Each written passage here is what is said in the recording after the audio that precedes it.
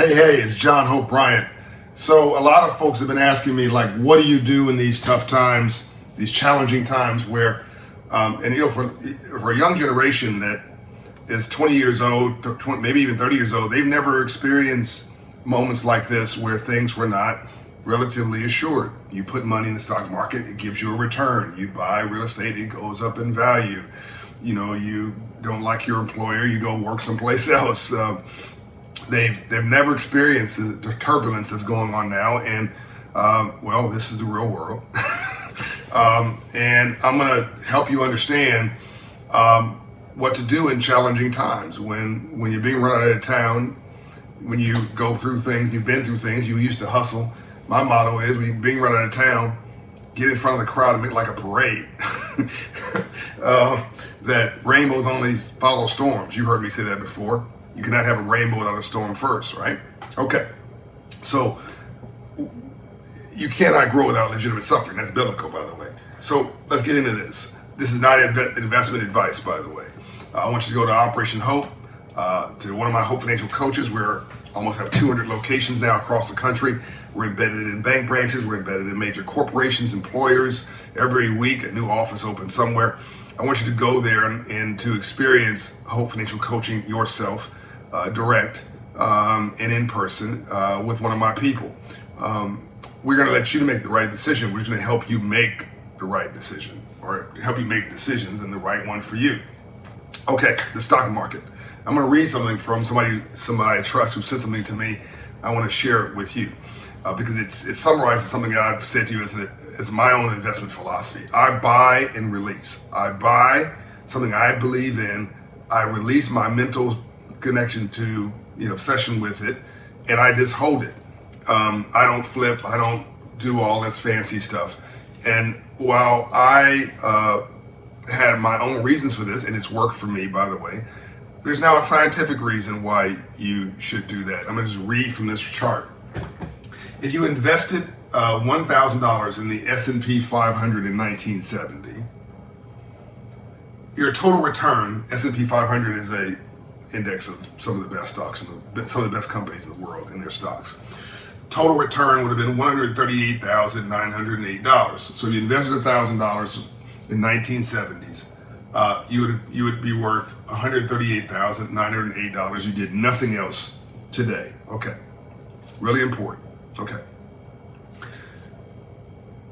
but if you removed the single best performing day from that equation, so if you try to time the market, you were spooked about something, you took your money out of that market, and you lost, and you missed the best performing day, your return would have been $124,421, not $138,908.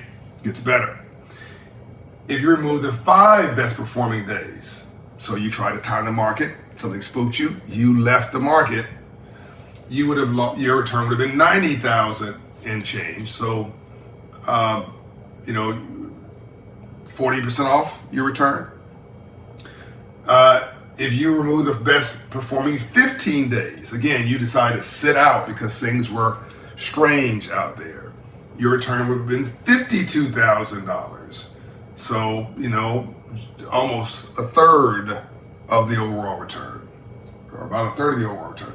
If you miss the best 25 days out of between 1970 and today, which is 50 years, if you miss the best 25 days in 50 years, your return would have been a measly $32,763, not $138,908 on a $1,000 investment.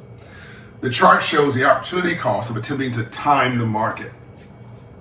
And more so, historically, the majority of these best days came after or close to the worst days. See that? So stocks have never gone actually down permanently as a market, the stock market, not stocks, in the history of this country. Stocks, individual stocks, Enron have imploded. I owned Enron and it was horrible for me and my mother. It just went away. So I'm not talking about that. But the stock market does this, so does real estate. It dips. People who are uninformed, people who are financially illiterate, people who are afraid, Black people, minorities who were afraid to invest in the first place tend to sell on the dip. Oh my God, the market is going down, get out of there. people like me and others buy on the dip, and then what happens? It now corrects above the line. It was here before. So it was up, it had a correction down. We sell on the dip. Black people, brown people, investors buy on the dip. Warren Buffett once said, if you're going to be, if when in the stock market, when folks are afraid, be greedy. When people are greedy, be afraid. I agree with him on that. Real estate is less emotional, but I have a similar philosophy of buy, rehab, rent, and hold.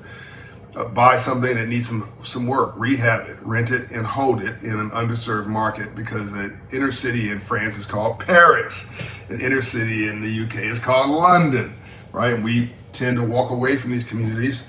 They're really gold mines, and they're centrally located real estate. This is the civil rights movement. This is an ongoing conversation I'm having with you about how to live your best life and how to build. Please follow and subscribe to my new podcast with iHeart, Building the Good Life with John Hope Bryant. I'm on every week talking about how to help you build. Subscribe and follow all of my channels at John Hope Bryant and Operation Hope. Download the Hope in Hand app. It's free. And get a Hope Financial coach near you. Let's go change the world, because you're in it. John Hope Bryant, I'm out.